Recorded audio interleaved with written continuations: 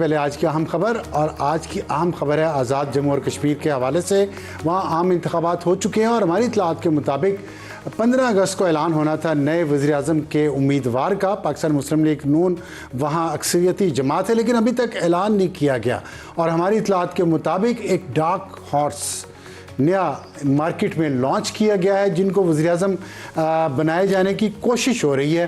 ابھی تک فیصلہ نہیں ہوا، اور یہ ایک نئی سائنس ہے، نیا تجربہ ہے جو آزاد جموں کشمیر میں کرنے کی کوشش ہو رہی ہے۔ پہلے پورے پاکستان میں یہ تجربہ نہیں ہوا، کیونکہ ظاہر تجربات تو ہمارے ہاں ہوتے رہتے ہیں اور ہونے بھی چاہیے، لیکن کیا یہ وقت مناسب ہے تجربات کے لیے، جبکہ ہم دیکھ رہے ہیں کہ آزاد کشمیر میں ابھی بھی کچھ جگہوں پہ الیکشنز نہیں ہو سکے، کیونکہ وہاں عوامی ایکشن کمیٹی نے اسی بری گورننس کے خلاف ایک احتجاج کیا ہوا ہے۔ پچھلے سال ستمبر اکتوبر میں بتا چکا ہوں کہ وہاں کیا ہو رہا تھا، اور اب دوبارہ وہاں کوئی اور پلیئرز آ گئے ہیں، اور وہ یہ کچھ نیا تجربہ کرنا چاہتے ہیں۔ اور نیا تجربہ یہ ہے کہ ایک ٹیکنوکریٹ بندے کو جو ریزرو سیٹس پہ منتخب ہوا ہے ایم ایل اے، اس کو آزاد جموں اور کشمیر کا وزیر اعظم بنا دیا جائے۔ یہی ہیں وہ گیمز جس کی وجہ سے پھر سیاسی استحکام نہیں آ پاتا، اور خاص طور پہ کشمیر جیسے سینسٹیو حصے میں، جس کے بارے میں جو امریکہ کے سفیر نے ابھی سری لنکا میں جو بات کی ہے، ہمیں وہ بہت چبھی ہے، لیکن کیا ہم دیکھتے ہیں اپنے اندر کہ ہم خود کیا کر رہے ہیں؟ تو کیا اگر ایک ٹیکنوکریٹ جن کا نام افتخار گیلانی ہے، جو یہ الیکشن بھی ہارے، اس سے پچھلا بھی ہارے، ان کا تعلق مسلم لیگ نون سے ہی ہے، لیکن ان کو اب ریزرو سیٹس میں ایم ایل اے بنا دیا گیا ہے، اور ہماری اطلاعات کے مطابق وہ بھی وزیر اعظم کی دوڑ میں شامل ہیں، تو کیا یہ ایک اچھی روایت ہوگی؟ کیا پاکستان میں آئندہ پھر ریزرو سیٹ سے کسی کو ایم ایل اے بنائیں، وہ عوام کی ووٹ نہ لے، اور پھر اس کو پاکستان پورے کے اوپر مسلط کر دیا جائے وزیر اعظم کے طور پہ، تو ہمیں کیسا محسوس ہوگا؟ تو کشمیریوں کو بھی ایسا ہی محسوس ہوگا۔ یہ جب تک ہم نہیں سوچیں گے تب تک یہ چلتا رہے گا، یہ تجربے ہوتے رہیں گے، ناکام ہوتے رہیں گے۔ اور کس وقت آپ یہ تجربہ کر رہے ہیں؟ جب میں نے آپ کو بتایا کہ حالات کتنے خراب ہیں۔ 27 ستمبر کو پی ٹی آئی ایک لانگ مارچ لے کے آ رہی ہے، بلوچستان میں ایک الگ سے مسئلہ ہے، پاکستان اپنی گورننس بہتر کرنے کی کوشش کر رہا ہے، اور ہم آزاد کشمیر کی تجربہ گاہ سے باہر ہی نہیں نکل رہے۔ 1.5 سال ہو گیا ہے، کبھی کسی سائنسدان کو بھیج دیتے ہیں، کبھی دوسرے سائنسدان کی باری آ جاتی ہے۔ تو میرا خیال ہے ارباب اقتدار کو چاہیے کہ جو عوام چاہتی ہے وہی کرے۔ تو یہ تھی ہماری آج کی اہم خبر، آپ کو یہ بتایا کہ ڈارک ہارس کون ہے، اور آج کے پروگرام میں ہماری ٹاپ سٹوری اور ہاٹ ایشو ایک ہی ٹاپک پہ، وہ یہ ہے کہ توہین عدالت کس نے کی خان صاحب کے کیس میں، اور متحدہ اپوزیشن حکومت کے لیے نیا چیلنج کیسے ہوگا؟ شفیع جان ہوں گے وزیر اطلاعات، ندیم افضل چند ہوں گے سیکرٹری انفارمیشن پی پی پی، اور سینیٹر عابد شیر علی رہنما مسلم لیگ نون، اور ہمارا آج کا ایڈیٹوریل ہوگا یہ جو خواتین کے قتل بڑھتے جا رہے ہیں اس ملک میں، اس سے جو خوف ہے خواتین کے اندر، اس پہ ہم بات کریں گے اپنے آج کے ایڈیٹوریل میں۔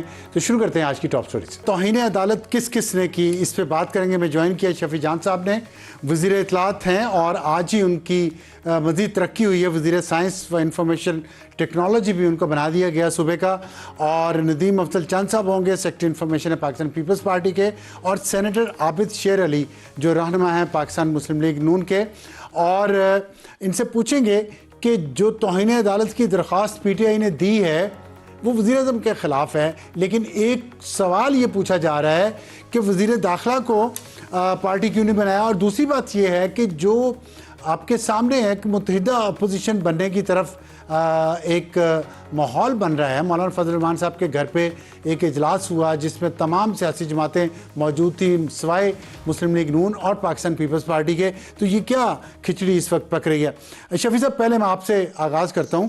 آپ لوگوں نے ایک توہین عدالت کی درخواست ڈالی ہے سپریم کورٹ میں کہ حکومت نے توہین عدالت کی ہے۔ سوال یہ پوچھا جا رہا ہے کہ اس میں فریق صرف وزیر اعظم کیوں ہے، اعظم نذیر تارڑ کیوں ہے، اور وزیر اطلاعات وہ کیوں ہے عطا اللہ تارڑ؟ کیا وجہ ہے؟ باقی سب لوگوں کو آپ نے کیوں چھوڑا ہے؟ سب سے پہلے ابصار صاحب آپ کا شکریہ۔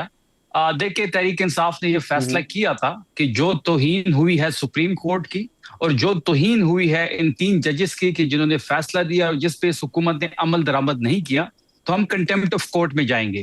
कंटेम्प्ट ऑफ कोर्ट फाइल कर दी गई है, उसको नंबर लगा दिया गया है।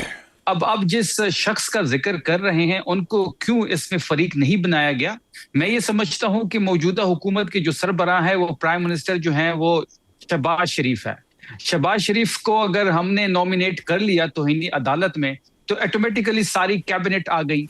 जहां तक वजीर कानून की आप बात कर रहे हैं तो वजीर कानून खुद आए थे, उन्होंने एक वीडियो रिकॉर्ड की थी और वीडियो में उन्होंने खुद कहा था कि हम इस पे नजरसानी की अपील दायर करेंगे। और जहां तक आप वफाकी वजीर इत्तलात की बात कर रहे हैं तो उन्होंने भी एक प्रेस कॉन्फ्रेंस की थी और उस प्रेस कॉन्फ्रेंस में उन्होंने एक बदजबानी भी की और पूरे मामले को, जब ये मामला रात को जो ड्रामा रचाया गया उसके मुतालिक ट्वीट भी उन्होंने की। तो इन लोगों को इसलिए बाय नेम नॉमिनेट किया है। अगर हमने प्राइम मिनिस्टर को नॉमिनेट कर लिया तो इसका मतलब है कि पूरी कैबिनेट इस कंटेम्प्ट ऑफ कोर्ट में आ गई है।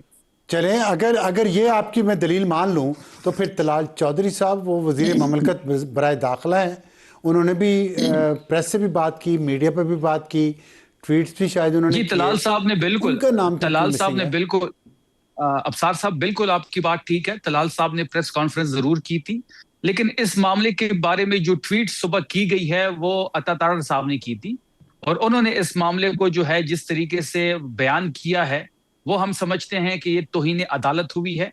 उन्होंने अदालत के फैसले को लेकिन देखिए वजारत दाखिला के दोनों वज़रा आपने छोड़ दिए, ये सवाल पूछा जा रहा है सोशल मीडिया पे और आप ही की पार्टी के लोग बातें कर रहे हैं कि पीटीआई मोहसिन और पीटीआई भाई भाई समथिंग लाइक दैट। तो ये मतलब कोई ऐसी कोई बात नहीं ऐसी बात है जो आपकी पार्टी के अपने लोग ये बात कर रहे हैं? देखिए ऐसी अबसार साहब कोई बात नहीं है। हमने प्राइम मिनिस्टर को नॉमिनेट किया है। अगर तौहीन अदालत रखती है और प्राइम मिनिस्टर तौहीन अदालत के मुर्तकिब पाए जाते हैं तो ऑटोमेटिकली सारी कैबिनेट फारिग हो जाएगी। तो बिल्कुल ठीक है, वो ठीक किया आपने, लेजिटिमेट है आपका कि प्राइम मिनिस्टर को यूसुफ रज़ा गिलानी केस में भी सुप्रीम कोर्ट ने कहा है कि वफाकी हुकूमत का मतलब प्राइम मिनिस्टर और पूरी काबीना है, लेकिन आपने दो वज़रा को सिंगल आउट किया है, डबल आउट बल्कि किया है। लेकिन एक और वज़ीर तलाल चौधरी जो मैं आपसे पूछ रहा हूं उन्होंने भी यही बातें की, लेकिन आपने उनका नाम नहीं डाला तौहीन अदालत की पिटीशन में। तो ये खुसूसी रायत सिर्फ वजारत दाखिला के लिए थी? मैं सिर्फ ये जानना चाह रहा हूं। कोई रियायत किसी के साथ हम नहीं करेंगे। कंटेम्प्ट ऑफ कोर्ट में ये पूरे के पूरे मुलव्विस हैं। जब हमने इनको सरबराह को नॉमिनेट कर लिया है तो ऑटोमेटिकली ये सारे इसमें नॉमिनेट हो गए हैं। ठीक है। अच्छा एक चीज़ और बता दें कि एक मुत्तहिदा अपोजिशन की तरफ बढ़ रहे हैं आप लोग, तो क्या ये मुमकिन है कि वज़ीर-ए-आज़म शहबाज शरीफ के ख़िलाफ़ नो कॉन्फिडेंस मोशन आए उसी तरह जिस तरह इमरान खान के ख़िलाफ़ अप्रैल 2022 में आई थी? उस वक्त भी मौलाना फजलुर रहमान साहब भी मुत्तहिदा अपोजिशन को लीड कर रहे थे इमरान खान के ख़िलाफ़।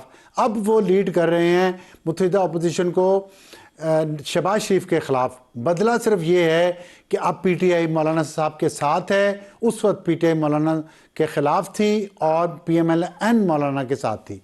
फ़र्क रह गया सिर्फ पीपल्स पार्टी का, वो किस तरफ आती है। तो क्या आप नो कॉन्फिडेंस मोशन लाएंगे?